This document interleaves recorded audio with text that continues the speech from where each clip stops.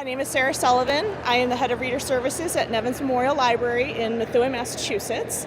And I am choosing to read a small passage from Openly Straight by Bill Kongsberg today because I love this book, and I love this book so much, and I can't stand the fact that somebody was trying to keep this off of any library shelf for any teen out there. So I'll just read a little bit for the history of Rafe, part 3, starting on page 126.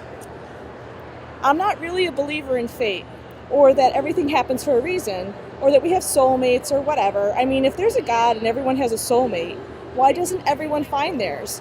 Does God put some people's soulmates in another country just to be cruel? And if only some people have one, why? What did others do to piss God off?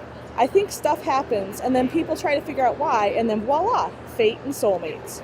I write that because I definitely never thought Clay was my soulmate. I thought he was just a decent guy who could have been a passable boyfriend. The first time I saw him was outside of chemistry class. It was about a month into sophomore year, and I had never noticed him in class. I was the last to leave the room that day because I had to ask Mr. Stanhouse a question about the upcoming test.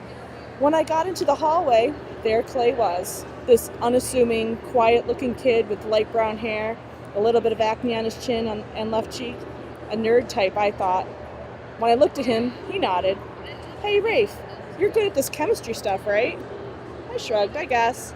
"Would you help me with it? I don't get it." I was confused. Did he mean right then and there? Another class period was 4 minutes from starting. "Sure." He looked relieved. "I could come over to your house." "Oh," I said, like I had been pinched in the butt. "Sure, okay." "Thanks," he said. He averted his eyes, and I noticed them. Maybe hazel? Cute nerd. He wore a pine green Lacoste shirt that was too short for him, and a pair of generic jeans with no belt. Terrible taste in clothing, not stylish at all, but cute. But definitely not out. When? I asked. Today. I knew this was kind of weird, but I was interested in the same way you get interested when a Facebook friend you barely know comments on a random picture in your photo gallery. You know they've been paying more attention to you than you have to them, and you want to know why.